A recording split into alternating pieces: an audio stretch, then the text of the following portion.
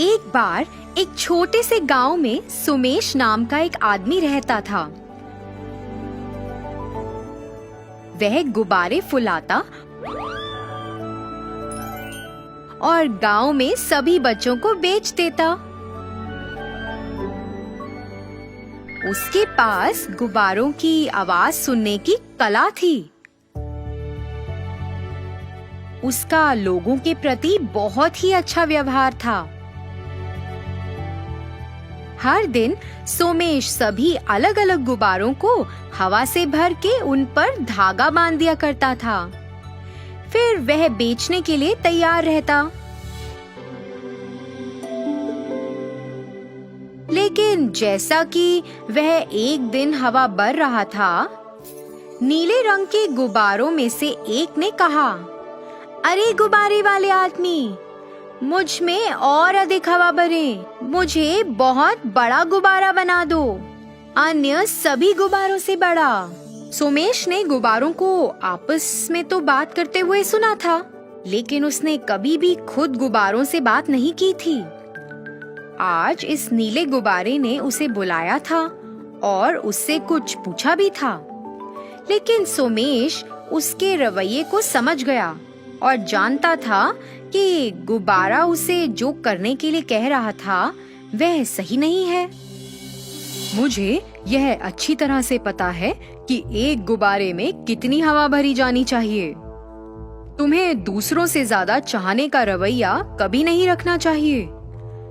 जब तुम दूसरों की तुलना में अधिक चाहते हो तो बहुत सारी समस्याएं भी आती हैं। लगता है मुझे उसके साथ कम बात करनी चाहिए, नहीं तो वह मुझे उस तरह से नहीं बनाएगा जैसा मैं चाहता हूँ। ठीक है गुब्बारे वाले, मैं और अधिक चाहने के अपने रवैये को बदल दूंगा, लेकिन अभी तो आप मुझे दूसरों की तुलना में बड़ा बना दो। नीले गुब्बारे ने कामना की और इसलिए गुब्बारे वाले ने अन्य गुब्बारों की तुलना में उसमें अधिक हवा भर दी। उसने यह सुनिश्चित किया कि नीला गुब्बारा फट ना जाए। फिर वो एक बड़ा गुब्बारा बन गया। फिर उसने उस पर धागा बांध दिया और उसे एक तरफ रख दिया। सभी गुब्बारों में विभिन्न प्रकार के गुब्बारे थे। कुछ छोटे थे, कुछ पतले थे और कुछ लंबे भी थे। कुछ अच्छे और गोल थे। नीले रंग के गुब्बारे ने सभी गुब्बारों को देखा। देखो, तुमने देखा कि मैं कितना सुंदर दिखता हूँ? तो हम क्या करें? मैं आप सभी से बेहतर हूँ और मुझे लगता है कि इससे तुमको जलन हो रही है। कुछ देर चुप रहने के बाद नीला गुब्बारा फिर से बात करने लगा। आप सभी चुप क्यों हैं? क्या आप सब सोच रहे हैं कि आपको कौन खरीदेगा और बाद में आपका क्या होगा? हम सब चुप हैं, है ना? हमने तुमसे कुछ नहीं कहा। तुम हर समय हमसे बात क्यों करते हो? हाँ, तुम इतनी बातें क्यों कर रहे हो? तुम्हें बहुत गर्व हो रहा है कि तुम हमसे बेहतर हो। यही कारण है कि तुम बहुत ज्यादा बात कर रहे हो। हाँ, मैं आप सभी से ज्यादा सुंदर हूँ और बड़ा दिख रहा हूँ। यही कारण है कि आप मेरी तरह बात नहीं कर रहे हैं। तुमने मुझसे क्या बोला था और तुम क्या कर रहे हो? मैं तुम्हें देख रहा हूँ। तुम बहुत अहंकार के साथ इतनी बातें कर रहे हो क्योंकि तुमने कहा था कि तुम बदल जाओगे। मैंने तुम्हें दूसरे गुब्बारों से बड़ा बना दिया। सोमेश नीले गुब्बारे को यह कहते हुए गांव के बीचों बीच रुक गया।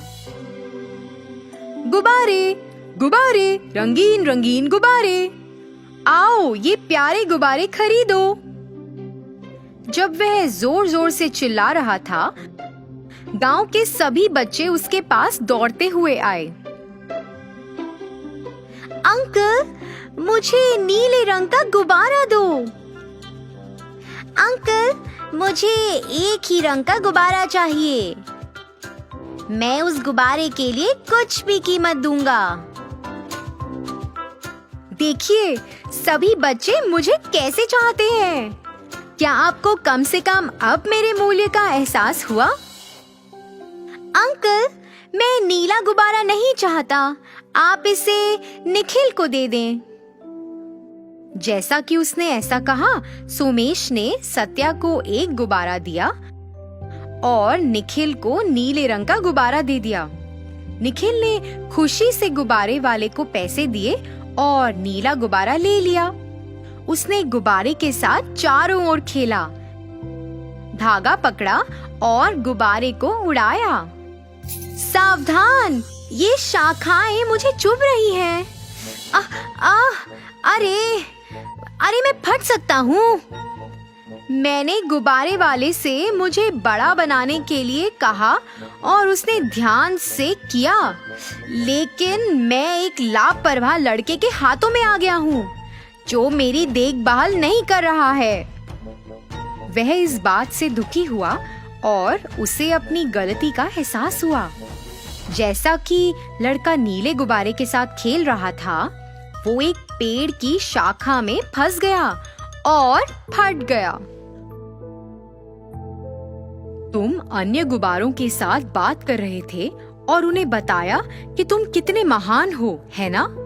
अब देखा कि आखिर क्या हुआ। इसलिए मैंने कहा था, हमेशा विनम्र बने रहें और दूसरों से अधिक प्राप्त करने का रवैया कभी ना रखें।